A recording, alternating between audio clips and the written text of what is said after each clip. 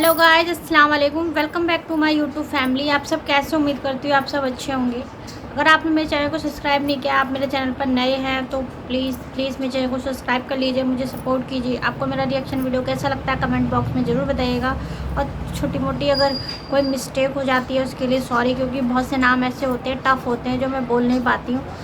तो आज का जो मैं रिएक्शन वीडियो लेकर के आई हूँ, उस वीडियो का टाइटल है ह्यूमन राइट्स टू इस्लाम ने सिखाया दुनिया को सुनाओ।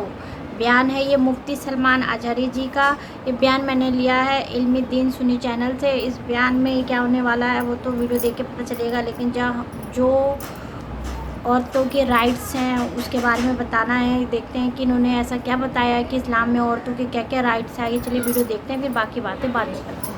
अजीज़ान गिरामी वक़ार, मुझे आज बात करनी थी ह्यूमन राइट्स के मुतालिक। हुकूक़ इंसानी क्या हैं, इंसान के हक़ क्या हैं एक के दूसरे पर, और इस्लाम की इसमें इम्तियाज़ी शान क्या है, इसमें इस्लाम की खुसूसियत क्या है। तकरीबन सदियां गुज़र गई हुकूक़ इंसानी के लिए जो सबसे पहली एलामिया जारी हुआ, यानी वर्ल्ड लेवल पर अगर कोई बात ऐलान के तौर पर पेश की गई तो सन 1948 में ये यूएनए के ज़रिए से ह्यूमन राइट्स के लिए कुछ कवानीन बनाए गए कि इंसान पर कुछ हक़ हैं, फंडामेंटल राइट्स हैं हर एक के। जीने का हक़ हर इंसान को है, आज़ादी का हक़ हर इंसान को है, मज़हब का इख्तियार करने का हक़ हर इंसान को है, कमाने का हक़ हर इंसान को है। ये 1948 में बनाए गए, पूरी दुनिया में मशहूर किए गए, लेकिन वो भी आज तक सब जगह इम्प्लीमेंट नहीं हो सके। लेकिन हज्जतुल विदा के मौके पर हुज़ूर अकरम सल्लल्लाहु तआला अलैहि वसल्लम ने हुकूक़ इंसानी ह्यूमन राइट्स का जो खुतबा दिया है उसकी मिसाल आज तक नहीं है। तालीम हासिल करने का हक़ हर बंदे का है। हिंदू मत में पहले था कि सिर्फ ब्राह्मण लोग तालीम हासिल कर सकते थे। मनुवाद जब था तब तो हालात ये थे कि अगर गीता किसी दलित ने सुन लिया तो उसके कान में गरम तेल डाल दिया जाता था। ये किताबों में मौजूद बात मैं अर्ज़ कर रहा हूँ। खैर, आज तरक्की पाते हुए हुकूक़ इंसानी के तौर पर बहुत सारी चीज़ें ख़त्म हो गई। आज मुसावात और इक्वलिटी की बात की जाती है, लेकिन अब भी इम्प्लीमेंट नहीं हो सका। ह्यूमन राइट्स में सबसे पहले हुकूक़ इंसान के क्या हैं वो इस्लाम के नज़रिए से मैं पहले बताना चाहता हूँ। अल्लाह के हबीब सल्लल्लाहु तआला अलैहि वसल्लम की हदीस है, कुल्लुल मुस्लिम अलल मुस्लिम हरामुन दमुहु व मालुहु व इर्दुहु। हर मुसलमान पर कुछ चीज़ों का हराम आपने फरमाया, कुछ चीज़ें हराम हैं। उसका खून लेना तुम्हारे लिए हराम है। खून मतलब ब्लड डोनेट नहीं, कत्ल करना, किसी का खून करना हराम है। उसका माल तुम्हारे ऊपर हराम है, उसकी इज़्ज़त तुम्हारे ऊपर हराम है। क्या मतलब है? ना तुम किसी का नाहक कत्ल करोगे, ना किसी का तुम माल हड़प कर रखोगे, ना तुम किसी की इज़्ज़त के साथ खिलवाड़ करोगे। 5 चीज़ें ऐसी हैं जिनको कहा जाता है जिसकी हिफाजत हर मुसलमान के लिए फ़र्ज़ है।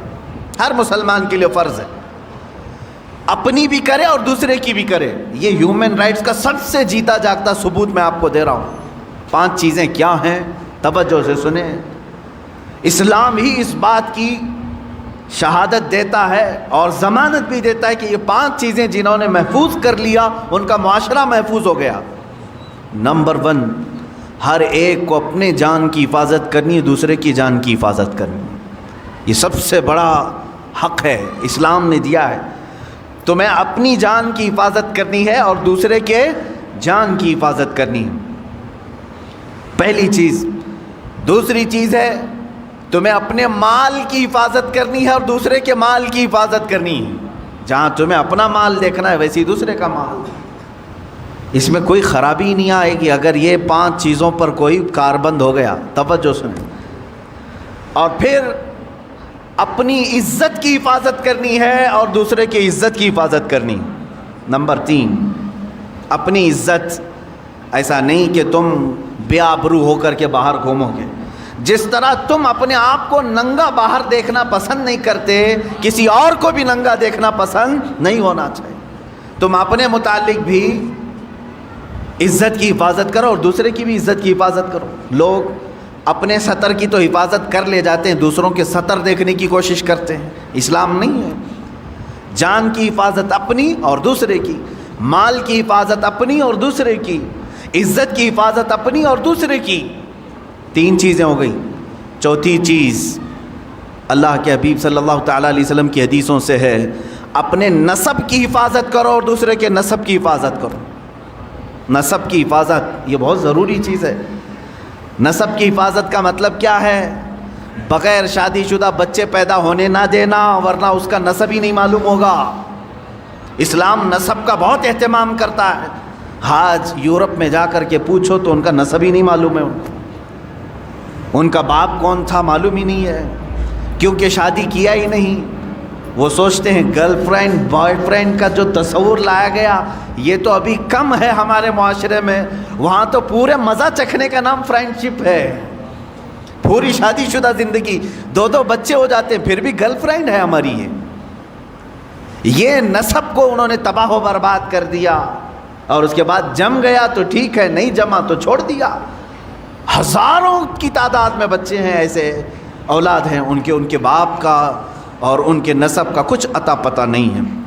لیکن اسلام نسب کا اہتمام کرتا ہے۔ نسب، اپنا بھی نسب کا اہتمام کرو اور دوسرے کی بھی نسب کو خلط ملط ہونے نہ دو، یہ ضروری ہے۔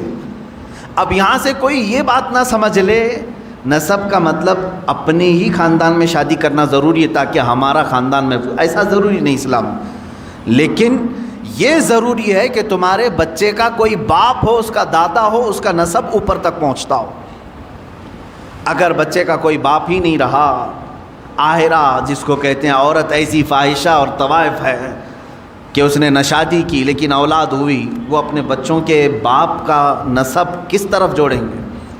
اسلام اس کے خلاف ہے۔ اسی لیے کتنا اہتمام کیا ہے معلوم ہے اسلام نے؟ ایک اس کی مثال میں دے دوں۔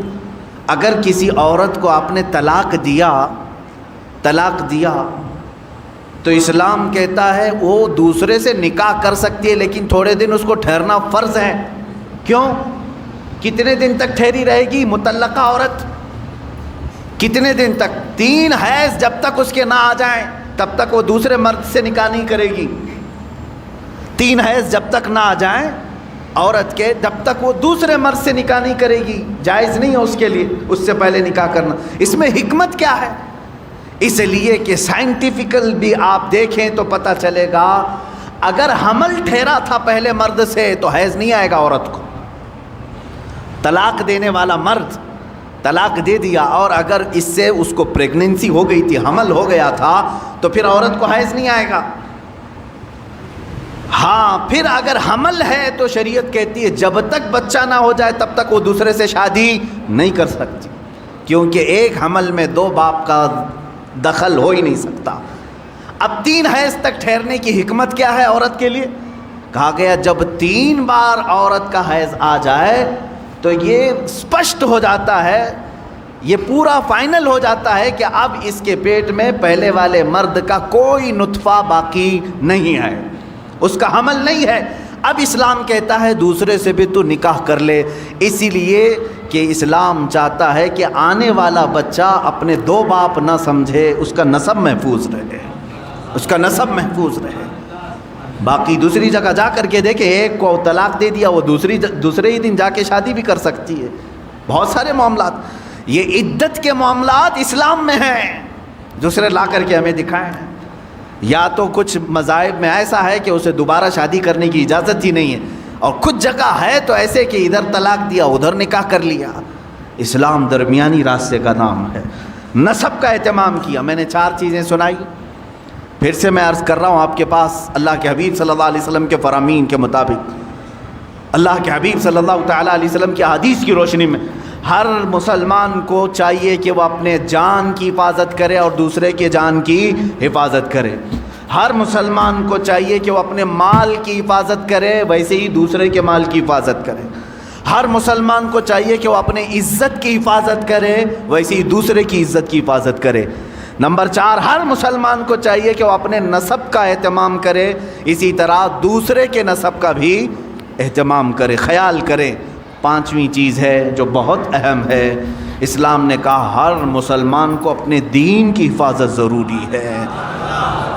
اسی طرح کہا گیا کہ دوسرے کے دین سے چھیڑ چھاڑ بھی نہ ہو۔ لا تسبوا الذین یدعون من دون اللہ فیسبوا اللہ عدوا بغیر علم۔ اللہ قرآن میں فرماتا ہے تم دوسروں کے خداؤں کو گالی نہ دو جو اللہ کے علاوہ دوسروں کی پوجا کرتے ہیں، ہاں بغیر علم کہ وہ پھر اللہ کو گالی دیں گے۔ تو یہاں دین کی حفاظت بھی ہمارے لیے ضروری، یہ 5 چیزوں کی آپ حفاظت کر لے جاؤ، معاشرہ کبھی ڈس بیلنس نہیں ہوگا، نظام برقرار رہے گا۔ آج یہاں پر بیلنس نہیں ملتا، اس کی وجہ کیا ہے؟ یا تو آپ اپنی جان کی حفاظت کر رہے ہیں اور دوسرے کی جان کے پیچھے پڑے ہوئے ہیں، آپ اس کو اہمیت نہیں دیتے، یا آپ اپنی عزت کی فکر میں ہیں، دوسرے کی عزت جائے کہیں پر، تو یہ ڈس بیلنس تو آنا ہی ہے، یہاں آنا ہی ہے۔ سیدنا عمر فاروق رضی اللہ تعالیٰ عنہ کو دیکھیں، عزت کی حفاظت ہر مسلمان کے لیے ضروری ہے، تو اس کے لیے آپ نے کیا فرمایا؟ ایک بار غسان کا ایک بادشاہ آیا، اسلام قبول کیا، اس کے ساتھ اس کی فوج بھی تھی، اسلام قبول کر لی۔ اس خوشی میں مسلمان پورے خانہ کعبہ کے طواف کے لیے آئے۔ طواف کے دوران اس بادشاہ کی لنگی پر ایک مسلمان کا پیر پڑ گیا، لنگی کھلی، تہبند کھلی، تھوڑی سی اسے شرمندگی ہو گئی۔ بادشاہ وقت تھا، لیکن طواف کے وقت کہاں بادشاہ، کہاں غریب، کہاں فقیر ہو گیا، لیکن اس کے بدلے میں اس نے پلٹ کر کے اس مسلمان کو مارنا شروع کر دیا، بہت مارا، زخمی کر دیا۔ اب ظاہر سی بات ہے جان بوجھ کر کے تو اس کی لنگی کھینچی نہیں تھی اس مسلمان نے، اس کی تہبند پکڑ کر کھولا تو نہیں تھا، پڑ گیا پیر۔ سیدنا عمر فاروق رضی اللہ تعالیٰ عنہ کی بارگاہ عدالت میں یہ مسلمان نے مقدمہ کر دیا، کہا حضور یہ جو غسانی بادشاہ ہے، جبلہ بن احم اس کا نام تھا، اس کی تہبند پر میرا پیر پڑھا، غلطی سے ہوا، لیکن اس نے مجھے اس غلطی سے کئی زیادہ مارا ہے، زد و کوب کیا ہے، مجھے زخمی کر دیا ہے۔ سیدنا عمر فاروق رضی اللہ تعالیٰ عنہ نے اس مقدمے کو سننے کے بعد سیدھے بادشاہ کو اپنی عدالت میں طلب کیا، کہا بادشاہ آ جاؤ۔ جب وہ آیا تو کل تک تو بڑا اعزاز و اکرام تھا حضرت عمر فاروق کے ساتھ، تو وہ آپ کے بغل میں بیٹھنے آیا تو آپ نے کہا نہیں، وہاں کٹہرے میں کھڑا رہو جہاں مسلمان کھڑا ہے، اس لیے کہ آج تم ملزم کے الزام ہے تمہارے اوپر، تم بادشاہ ہوں گے اپنے زمانے کے، لیکن آج تمہارے اوپر الزام ہے، تمہیں وہیں کھڑا ہونا ہے جس نے الزام لگایا۔ تو جب یہ بات ثابت ہوئی، بادشاہ نے کہا ہاں میں نے مارا، ظاہر سی بات ہے طواف کے دوران اس نے میری تہبند پر پیر رکھا، میری بے عزتی ہو گئی، میری بے عزتی ہو گئی، اس کے لیے میں نے مارا۔ حضرت عمر فاروق رضی اللہ تعالیٰ عنہ نے فرمایا اسلام صرف اپنی بے عزتی پر مارنے کا حکم نہیں دیتا، تجھے یہ بھی دیکھنا چاہیے تھا کہ سامنے والے کی تو نے کتنی بے عزتی کی، جس کا پیر پڑا اس کو مار کر کے تو نے کتنی بے عزتی کی۔ اسلام میں سب کی عزت برابر ہے، سب کی عزت برابر ہے۔ حکم دیا حضرت عمر فاروق رضی اللہ تعالیٰ عنہ نے، غلطی کی سزا 1 تھپڑ 2 تھپڑ ہو جاتی، اس نے جو زیادہ تجھ پر مارا ہے اتنا بدلہ تو اس کے ساتھ لے لے۔ فیصلہ ہو گیا، مسلمان کو کہا گیا تو اس بادشاہ کو ویسے ہی مار جیسے تجھے اس نے مارا ہے۔ اس نے کہا کیا ایسی بھی کوئی فیصلہ ہوتا ہے، ایسی عدالت ہوتی ہے بادشاہ کے ساتھ ایک عام آدمی کو مارنے کا حکم دے رہے ہیں آپ؟ کہا ہاں یہ عدالت مصطفیٰ ہے، یہاں ہر ایک کے حقوق برابر ہیں، وہ عدالت مصطفیٰ جہاں خود میرے آقا صلی اللہ علیہ وسلم فرماتے ہیں اگر میری بیٹی سے بھی کوئی چیز ثابت صادر ہو جائے میں اس کے بھی ہاتھ کاٹوں گا۔ اللہ کے نبی صلی اللہ تعالیٰ علیہ وسلم نے فرمایا یہ عدالت مصطفیٰ ہے، حقوق انسانی اس کو کہتے ہیں میرے عزیزو، ہیومن رائٹس اس کو کہا جاتا ہے۔ واقعی میں ان کی ویڈیو بہت اچھی ہوتی ہے، اور صحیح بات ہے آج کل کے دور میں کوئی بھی اپنے ایمان پر قائم نہیں رہتا، ہر کوئی ڈگمگا جاتا ہے۔ تو اسلام میں بہت سارے ہدایتیں دی گئی ہیں، کون مانتا ہے آج کل کے ٹائم پہ، ماننے سے بھی انکار کر دیتے، لیکن ماننا چاہیے، یہ سب اچھی باتیں ہیں۔ صلی اللہ علیہ وسلم کی حدیث میں اتنی باتیں ہیں کہ آپ جتنا جانو اتنا کم ہوتا ہے۔ تو واقعی میں جو بھی انسان کو سکھایا جاتا ہے اس پہ عمل کرنا چاہیے، اس پہ بالکل کھڑے اترنا چاہیے، ایک دوسرے کی ہیلپ کرنا چاہیے، لیکن آج تو الٹا ہو رہا ہے، لیکن ایسا نہیں ہونا چاہیے۔ ہم اپنے سچے دل سے سب کچھ کریں گے تو سب کچھ آسان ہو جائے گا. تو گائز واقعی میں ویڈیو بہت اچھی تھی. آپ کو کیسی لگی کمنٹ باکس میں ضرور بتائیے گا. اگر آپ کو میری ویڈیو اچھی لگتی ہے تو پلیز میرے چینل کو سبسکرائب کیجیے, لائک کیجیے, کمنٹ کیجیے اور مجھے سپورٹ کیجیے تاکہ میں اسی طریقے کی اچھی ویڈیو آپ کے ساتھ شیئر کر پاؤں. ملتے ہیں اگلی ویڈیو میں, تب تک کے لیے اللہ حافظ.